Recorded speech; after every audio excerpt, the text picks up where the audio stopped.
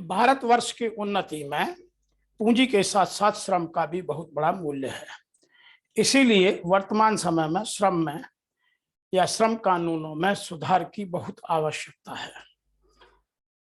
वर्तमान में भारत सरकार ने 4 कोड बनाकर अपनी तरफ से उनके रूल्स भी पब्लिश कर दिए हैं, लेकिन उनका क्रियान्वयन अभी तक नहीं हुआ है। सभी को बहुत जोरों से यह विश्वास था, पूर्ण विश्वास था कि शायद 1 जुलाई 2022 से उन 4 कोडों का, जिनकी बात बार बार पिछले 3 सालों से होती आ रही है, उनका क्रियान्वयन जरूर होगा, लेकिन किन्हीं कारणों से नहीं हुआ। आइए उसी विषय पर हम आज बात करते हैं। भारत में लेबर रिफॉर्म की आवश्यकता क्यों? उसके 3 बड़े कारण हैं। नंबर 1, हमारे जो लेबर लॉज हैं वो काफी पुराने हो गए हैं।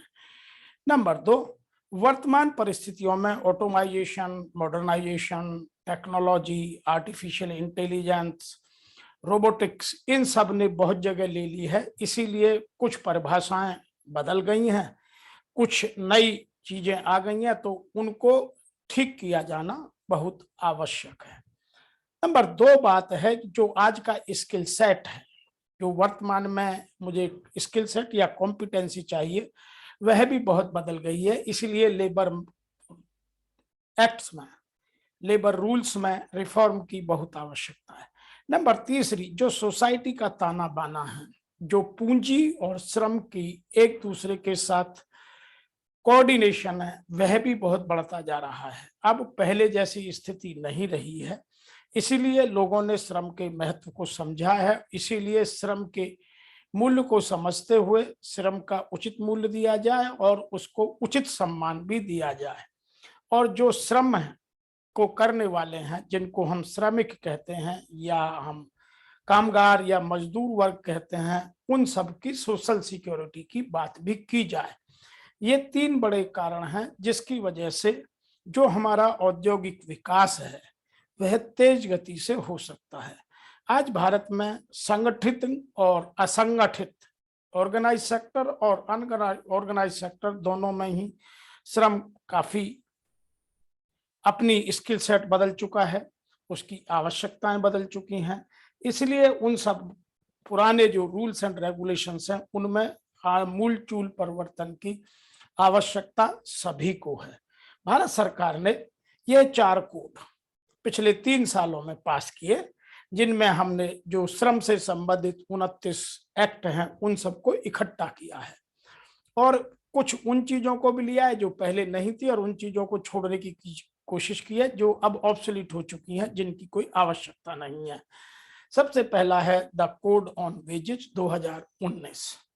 दूसरा है द इंडस्ट्रियल रिलेशंस कोड कि जो मेरा एम्प्लॉयर है, जो मेरा पूंजी का मालिक है, उसको भी कुछ ईज ऑफ वर्किंग मिलना चाहिए।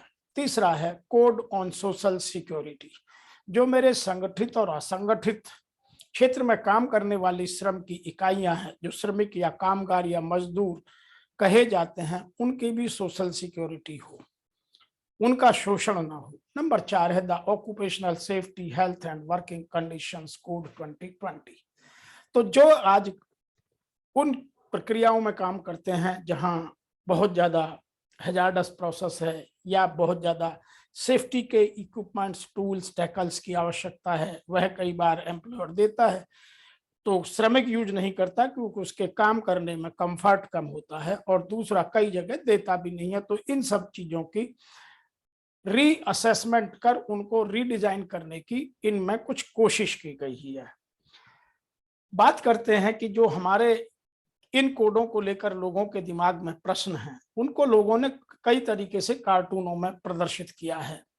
कुछ लोग इकोनॉमी और लेबर को इस तरह दर्शाते हैं कि इकोनॉमी खुद ही केग में है, तो वह केग वाले लेबर को आगे कैसे ले जाए। यह किसी का एक सोच हो सकती है। यह मैंने कुछ cartoon times of India, economic times, Hindu, कुछ इस तरह के जो लीडिंग नेशनल न्यूज़पेपर्स हैं उनसे उठाए हैं।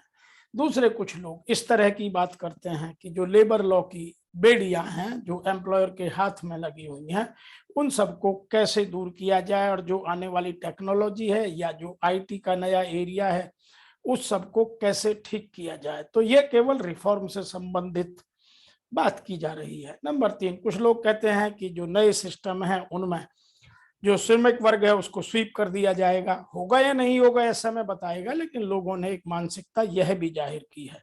तो बहुत सारे इश्यूज हैं, कुछ लोग इन सब के विषय में बात करते हैं और इन सबको जानने की, पहचानने की कोशिश करते हैं। कुछ लोग ये भी कहते हैं कि जो हमारा फीमेल वर्ग है उसका कंफर्ट कम हो जाएगा, हालांकि उनकी नंबर बढ़ती जा रहे हैं, तो उस पर क्वेश्चन करते हैं। कुछ लोग रिफॉर्म की नई डेफिनेशन देने की कोशिश करते हैं कि मैं इतने बड़े रिफॉर्म कर दूं कि उनको आने वाले समय में industrial relations, minimum wages, health, social security इतनी मजबूत मिले कि यह टाइम एक गोल्डन पीरियड की तरह याद किया जाए। तो इन सब के लिए लोगों को बहुत सारी भ्रांतियां बनी हुई हैं कि इन चारों कोडों को लागू क्यों नहीं किया जा रहा है, इनमें कहाँ क्या प्रॉब्लम आती है उसको समझने की कोशिश करते हैं। क्योंकि लेबर रिफॉर्म का विषय हमारे संविधान में कॉन्करेंट लिस्ट का विषय है, जिसमें राज्यों की और केंद्र की सहमति होना आवश्यक है। तो जो कोड बने हुए हैं, जो 2019 का कोड ऑन वेजेज है, वह 37 हमारे यहाँ स्टेट्स और यूनियन टेरिटरी है, 28 स्टेट्स हैं और 9 यूनियन टेरिटरीज हैं, जिनके स्टेट के रूल केवल 31 राज्यों ने या यूनियन टेरिटरीज ने अभी तक पब्लिश किए हैं। जो बाकी 3 2020 के कोड हैं, इंडस्ट्रियल रिलेशन कोड की स्थिति 37 में से 26, the code on social security 37 में से 25, the occupational safety, health and working conditions 37 में से 24। तो स्थिति 3 साल के बाद या 2 साल के बाद भी अभी स्पष्ट नहीं हो रही है कि इतनी स्पीड स्लो क्यों, धीमी क्यों, इसको लेकर लोग क्वेश्चन करते हैं। उसके बहुत सारे कारण हो सकते हैं, तरह तरह के लोग तरह तरह की बातें करते हैं, लेकिन कुछ वैधानिक परिस्थितियां हैं जिनको ठीक किया जाना बहुत आवश्यक है। आज बात इनके साथ साथ उन चीजों को भी करते हैं जिन पर सरकार का विशेष फोकस है, जो pension, health benefit for workers के नाम से ई श्रम पोर्टल पर डालकर उनके नंबर को यहाँ दिखाने की कोशिश, बताने की कोशिश की जा रही है कि लगभग 27 करोड़ लोगों ने उस पोर्टल को यूज किया है और उन पर अपनी इंफॉर्मेशंस डाली हैं। उनमें 4 इंफॉर्मेशंस बहुत, 4 जो योजनाएं हैं सरकार की वो बहुत महत्वपूर्ण है। नंबर पहली है प्रधानमंत्री श्रम योगी मानधन योजना, अभी फिर करेंगे, लेकिन यहाँ आपको उनका चारों का नाम पता होना आवश्यक है। दूसरी योजना है the national pension scheme for traders and self employed, क्योंकि जो लोग आज की स्टार्टअप्स बना रहे हैं, सेल्फ एम्प्लॉयड हैं या ट्रेडर्स हैं, छोटे व्यापारी हैं, उनको भी कुछ नेशनल पेंशन की बात वर्तमान सरकार कर रही है। नंबर 3 है अटल पेंशन योजना। नंबर 4 है आयुष्मान भारत प्रधानमंत्री जन आरोग्य योजना। तो इनमें अभी तक ई श्रम पोर्टल पर लगभग 27 करोड़ 270 मिलियन लोगों ने अपना रजिस्टर्ड किया है। तो वह जो मुद्दा है, जो चारों कोड हैं, वह पीछे सरकता चला जा रहा है। उसके क्या कारण हैं? उसके अभी एक मैगजीन है आंचल मैगजीन जो न्यू दिल्ली से पब्लिश होती है, उसके 15 जुलाई के अंक में कुछ चीजें निकली हैं। Why delay? Number 1, basic wage को लेकर के लोग अभी भी कंफ्यूज्ड हैं कि वर्कर वर्ग कह रहा है कि मेरी कैश इन हैंड कम हो जाएगा, टेक होम सैलरी कम हो जाएगी, और एम्प्लॉयर कह रहा है कि हम पर बर्डन बहुत बढ़ जाएगा सोशल सिक्योरिटी कोड के माध्यम से, क्योंकि ग्रेचुटी बढ़ेगी, प्रोविडेंट फंड बढ़ेगा, ईएसआई कंट्रीब्यूशन बढ़ेगा, और जो मेरी इंसेंटिव स्कीम्स के बेनिफिट्स हैं वो सब निकल करके बेसिक में आ जाएंगे। तो इन सब चीजों को हमें जानने की, समझने की आवश्यकता है। तो सबसे बड़ा मुद्दा है जो कैपिंग ऑफ 50% बेसिक सैलरी है, इसका एम्प्लॉयर्स एसोसिएशन ने भी सरकार को रीलुक करने के लिए कि एक बार पुनः विचार कीजिए। हालांकि 3 फाइनेंशियल ईयर निकल चुके हैं। दूसरी बात करते हैं नेशनल फ्लोर और minimum wage and redefine the ways breakups, इनको भी रीलुक करने की बात कर रहे हैं। दूसरा जो मेन कारण है, the ministry is also learn to held meetings. पहले मिनिस्ट्री ने जल्दबाजी में कोड तो पास किए, लेकिन लोगों के साथ जो इसके स्टेक होल्डर्स हैं उनके साथ बहुत ज्यादा अपना मीटिंग्स नहीं की, उनकी वॉइस को कैप्चर नहीं किया।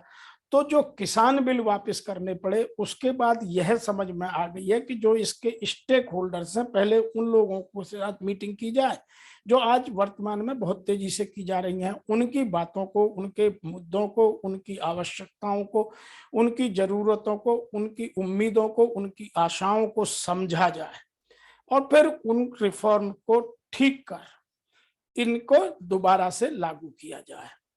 उसके लिए एक विशेष बात और भी कही जा रही है कि जो आज गिग वर्कर्स या प्लेटफॉर्म वर्कर्स का हमारी जीडीपी में जो हिस्सा है वह 1 से 2% है, इसको बढ़ाकर 5% तक कैसे किया जाए।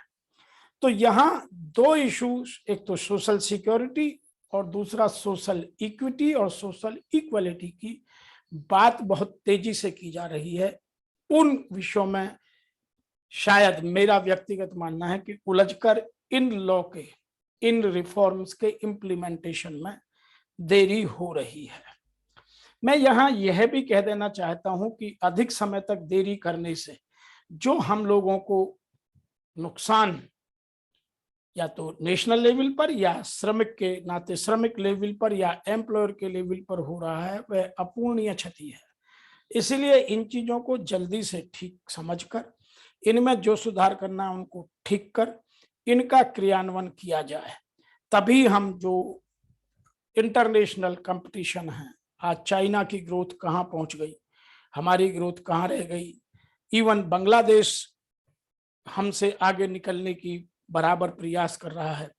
तो हमें इन चीजों को समझकर जल्दी से इनके इम्प्लीमेंटेशन पर ध्यान देना और उनको एग्जीक्यूट जो जिस भावना से बदले गए हैं, बनाए गए हैं, उसी भावना से लागू